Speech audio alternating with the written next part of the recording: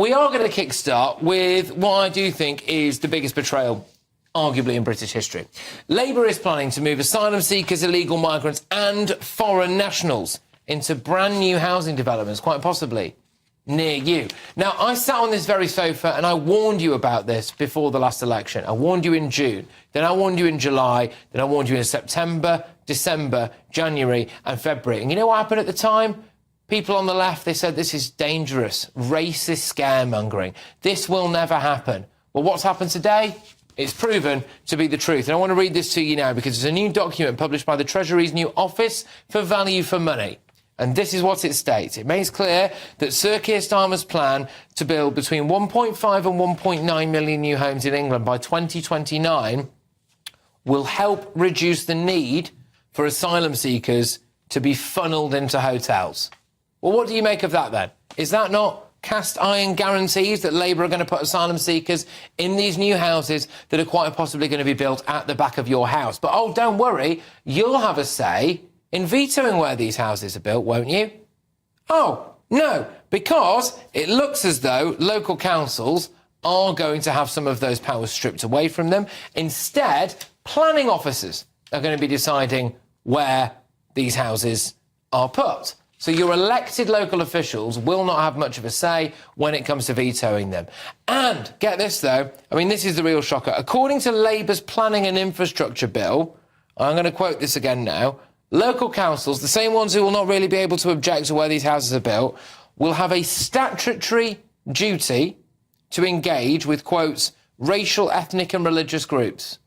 So what does that mean? Again, for you, in your area. Where are these houses going to be built? Well, because of the sheer number and volume of houses that Labour have promised to build, they are going to have to be built on a lot of green belt land. That means the English countryside. It means areas with a strong sense of English culture. It means areas where people, OK, may have been born into, but they also might have worked hard, paid tax all their lives, saved up and chosen very deliberately to go to live.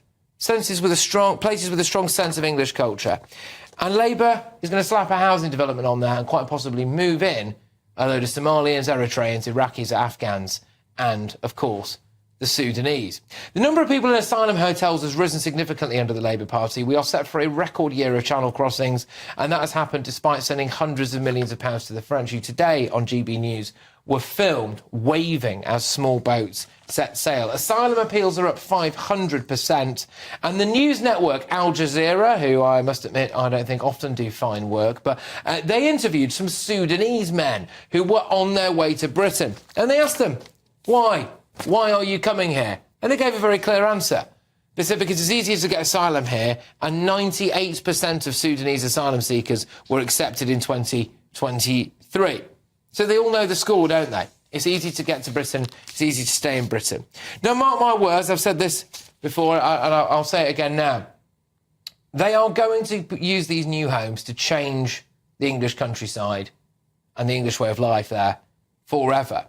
And the stats, unfortunately, do prove that where you have high influxes of immigration, both legal and illegal, crime also goes up, both violent and sexual. And I wonder whether those lovey-dovey left-wing refugees welcome brigade will start to change their tune when the Afghan men move in. I mean, you hear things from Angela Rayner. Bridget Phillipson did a tweet, for example, just yesterday saying we've got however many thousand new Sparkies to go and help build the homes of the future. I want you to always ask this question. Who is going to live in those homes? Because now we know. And I will say this to you. It is not racist to want your area, the place that you live, maybe the place that you were born, the place that you want to raise your kids. It's not racist to not want to turn that into a third world dumping ground. And where are the homes for British veterans? Where are the homes for young single mums? Where are the homes for vulnerable pensioners? Where are the easy, affordable homes for a recently married young couple who work hard and pay their taxes but are on two relatively low salaries? No. Those homes are going to go to other people. Let's get thoughts from my panel this evening. We've got Carol Malone here with us, Daily Express columnist. I mean, we were calling about this, we were saying about this, we were told this was all rubbish, this was lies, this was racist nonsense. It's happening. Homes are going to be built, brand new homes, and they're going to be given to Eritreans, to Afghans, to Iraqis, etc., before British citizens. You know, there will be riots on the streets if this actually happens, you know. And the thing about it, if I was from those countries, I'd want to come here too, because why wouldn't you? If you're going to get a free house, if you're going to live in a 4-star hotel with laundry service and room service, and if you're going to be there for a minimum of 4 or 5 years, which this paper also says, that they're going to be there for that long, I want to come. So the very simple thing we have to do is to make coming here less attractive. If we said to everyone coming here, if you don't come here with legal paperwork, you don't get housing, you don't get benefits, you don't get support, you have to go after, you'll be deported. They would not be coming. France puts up their asylum seekers in tents. We are the only country that I know of that puts asylum seekers in hotels. And what I hadn't known until I read today is that if you come here as an asylum seeker, your very first day, you are given some form of housing, some sort of shelter. What happens when someone in our country, when a Brit who's lived here all their lives falls on hard times? Our homeless are left to rot on the streets. Walk outside the studio under the underpass. There's 20 tents there of homeless people because they don't have anywhere to live. There are people who work here at GB News, and I'm not saying this, by the way, because I'm one of them, and people very close to me as well, who don't want to walk home from work because of that. Because there's a roundabout full of illegal immigrants just there. Yeah. You know, why is that? But, you know, why are we the only country that, you know, there are a few countries that take most of the refugees, and we're one of those countries. And we are probably the most popular country because of we have no obligation, we have no duty to provide houses and free hotels for migrants. We should build massive detention centres, put them in there. It's not quite so attractive then. But how dare Labour build a load of new homes and put asylum seekers in there? Well, I don't think they're going to, Patrick. I honestly believe that's not going to happen. Matthew, well, what it actually says, what it says, Carol, is that the provision of new homes will ease the need for hotels. I think the reason is partly because what the government wants to do is two things on asylum. One is it wants to do offshore processing, which is really important. It's now looking, which I was always said. With Rwanda. The difference with Rwanda was going to be exporting the problem to Rwanda. People were going to be dealt with under Rwandan law. This is about doing people in the Balkans under British law, just as the Italians are doing it under Italian law in Albania. So offshore processing is hugely important so that people never come here, so they're not being put up in hotels because they're doing it now. It's the government. The government is actively looking at it now. Yes, it's been. And why is there a document that says that these new homes, 1.9 million new homes in England alone, in the next 4 or 5 years, is going to help ease the use of asylum seeker hotels? Because what's going to happen is that frees up other accommodation. So it's not that the asylum seekers go into these hotels. What they want to do is they want to buy low-quality housing, which is not like family homes, which are going to be the ones that are being built, which is what you see Angela Rayner wandering around in a hard hat. No, what they're going to do is effectively get what Carol was talking about. Second-hand houses. No, not second-hand houses. What they're going to do is effectively get sort of student-style accommodation, but not as glamorous as some student-style accommodation, because we've got to get people out of the hotels. I mean, Jay, you know as well as I do that the bill that's always ran up to keep people in hotels for months and months. But Matthew, it's less more migrants in hotels than there was under the Tories. Well, it's less than the current government spending. I'm not saying the Conservatives got everything right. We certainly didn't. But actually, Keir Starmer came in. He said he had a plan. He said he was going to smash the gangs. He said he was going to get the French to stop people on the beaches. None of that has happened. We have record numbers. The facts are we have record numbers of people crossing. We have record numbers of people in hotels. And even given all of that, we're granting record numbers of them asylum. Matthew, this is going to be a scandal of huge proportion in the country.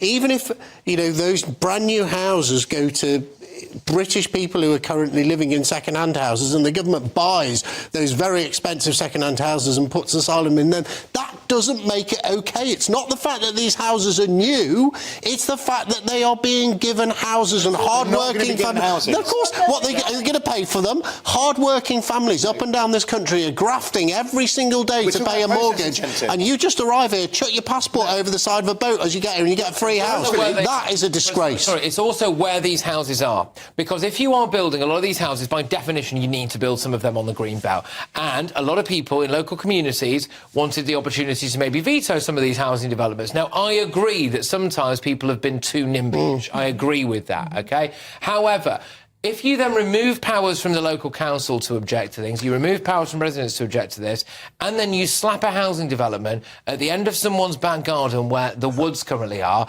and then you bus in 30 Afghans in rural England, that changes it forever, Carol. Yeah, well, of course it does. And this has been the plan all along. You know, Labour keep on saying that the plan is to exit hotels within the next 4 years. The bottom line is they're saying that because the Parliament's going to be finished and they're going to be out and it won't be their problem anymore. Wow.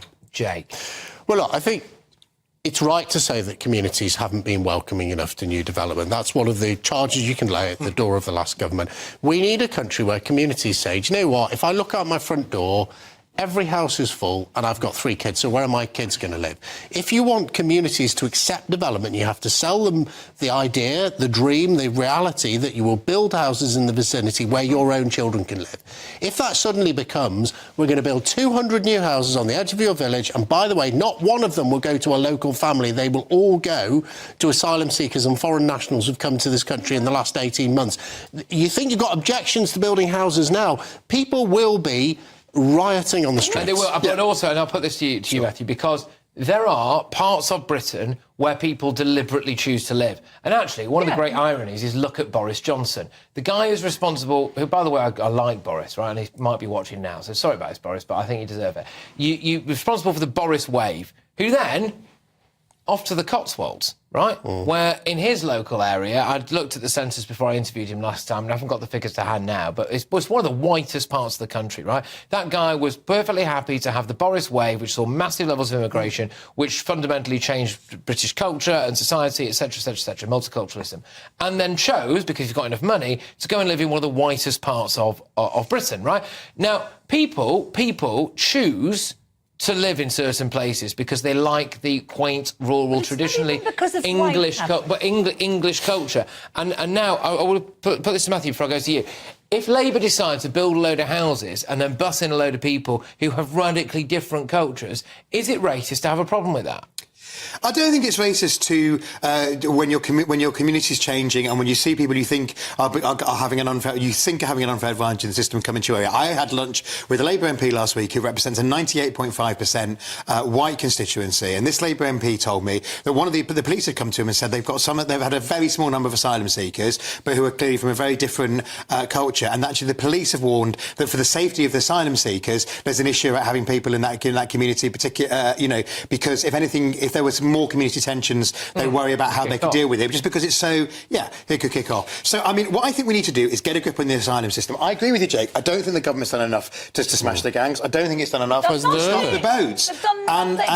So that's why I've always been in favour. I've said it on this sofa time after time. I've always been in favour of offshore processing, which is what the whole of Europe is aiming towards. Let's have people process that they never come here. So they're not in a hotel, they're not in a migrant centre. Make that sense that you change the fundamental culture of a town or village by introducing people from Somalia, Sudan. It's not necessarily about someone living in a white area. It's not that. There are lots of parts of this country where people are assimilated, people with brown skin, black skin, white skin, they're perfectly well assimilated. What people are objecting to with these asylum seekers is the cultural difference, their attitudes to women, their attitudes to crime, their attitudes to sex. So that's what destroys and the fact that often young men as well. Yes. And it's not families. Their skin, it's their culture and where they come. And it's also the fact it's a group of young men which you wouldn't want. That is going to change everything. That is going to make people in the area terrified to let their kids go out, terrified to let their daughters go out.